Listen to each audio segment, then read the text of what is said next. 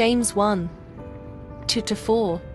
Count it all joy, my brethren, when you meet various trials, for you know that the testing of your faith produces steadfastness. And let steadfastness have its full effect, that you may be perfect and complete, lacking in nothing.